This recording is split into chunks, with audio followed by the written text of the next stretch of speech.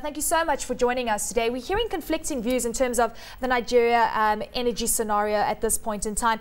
We hear that it's making headway. We're talking about $10 billion of investment on a yearly basis. On the other end, we're hearing of funding being a very big issue to try and get construction underway. Give us a view in terms of the scenarios that are playing out right now and whether we are on track. Yeah, thank you very much. I think we are on track. What the government has done is been able to create this soft funding supported by the federal government created around the Bank of Industries for power sector, creating long-term funding at 7%, which gives you a lifespan between 10 to 15 years as well. So a lot of this is taking place, and companies like ourselves are now accessing this funding in being able to build power plants and rollouts in the power sector.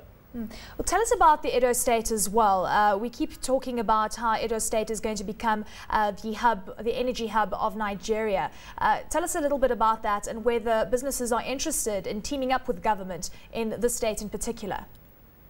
Now, what we tend to see that's been happening the last couple of months is this. A lot of the state governments, because the government is now liberalizing the power sector, first with the sale of the distribution companies and the generation companies, and also with the state governments themselves being given stakes within these business entities, and also being told by government to promote businesses in the power sector themselves. So what we tend to see, like in Edo State and several other states, is a lot of international companies partnering with this state governments in investing in the power sector.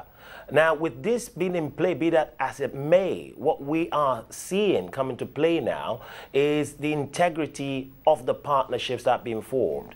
In Edo State, as an example, you find the companies that they are looking at partnering with have the relevant experience, and if this is now put into play by several state governments, I think it will work and see the good flow of power generation in the country. You're talking about integrity between the relationship of government and the private sector. We're looking at power producers and private power producers perhaps coming to the fore. It seems that it's one of Africa's strategies as a whole, not only Nigeria, that the private sector does get involved, and one of the issues when it comes to the private sector is that the returns are not significant enough. Do you think that that scenario could be changing in Nigeria, and do you think you're getting more buy-in from government? Look, it's very important. One thing is government cannot abdicate its role and its position in providing adequate infrastructure for its people. But at the second, looking at it again, can government fund the infrastructure adequately? They cannot.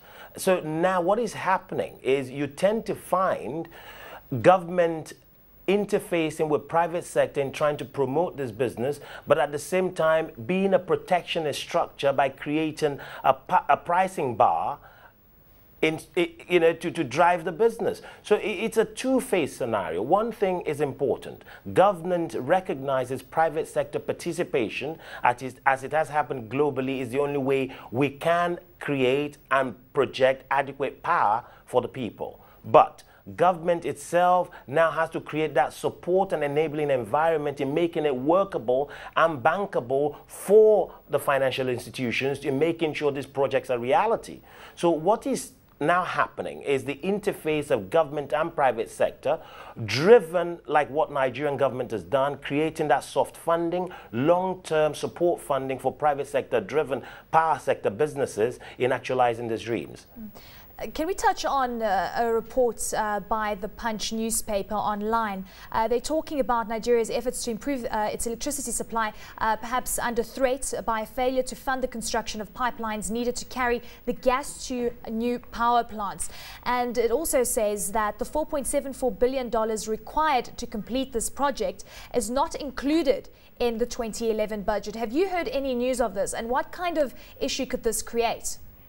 Well, again, there's got to be a complete interactive situation and session from government on one side, private sector on the other side, and more importantly, the Nigerian National Petroleum Corporation on one side. One thing that's been done is I see the government has actually created a substantial department in the Nigerian National Petroleum Corporation to actually integrate the gas to power and gas and power division. Now, if this midwives a position that will effectually manage this whole process, I think things can happen. What we have seen, there's been a mismatch over the years. Government on one side wanting to improve electrical and electricity infrastructure, and on the other side, government who also owns the major infrastructure, as in Nigerian Gas Company, that needs to provide the adequate fuel to fire the power plants, not working cohesively and hand in hand in making sure not only building the power plants is what makes it happen, but having the power plant with the adequate fuel to fire the power plants. So I think if they work together, interfacing together, they could achieve this. Now, when you talk about the money required, as in the report in the Punch, I understood as well that that money has not been included in the budget. So, but I'm sure with the focus the president has in mind for power, which is in the forefront of his agenda, I am sure there are ways around this in creating another set of soft funding in driving this process so there is no delay in integrating the two. Well, Mr. Karim, also, you know, when you look at the construction of these pipelines, which, as I mentioned, is going to carry the gas to the new power plants, it sounds as if it is the lifeline of these power plants. Surely that should be one of the priorities for government when it comes to funding, given the fact that they are really important to the overall electricity supply scenario. You need to understand this. There are existing pipelines that's carrying the gas. What we are looking at is additional pipelines to feed the new power plants that's being built by government and also by private sector. Now, what needs to be done, as I said before, is this. I'm sure it's not a mistake from government or someone's forgotten something, but what I think is important is the interface needs to be created, that there is adequate structure between the government on one side, the Nigerian National Petroleum Corporation, who is the main holder of that gas, commercial gas, to feed this, and the Nigerian Gas Company on the other side, interfacing with the power sector in having a conclusive and cohesive structure that will deliver adequate power. Can Nigeria reach its target of producing 40,000 megawatts of power by 2020? And what kind of targets have you put in place for this year? What do you think Nigeria can achieve?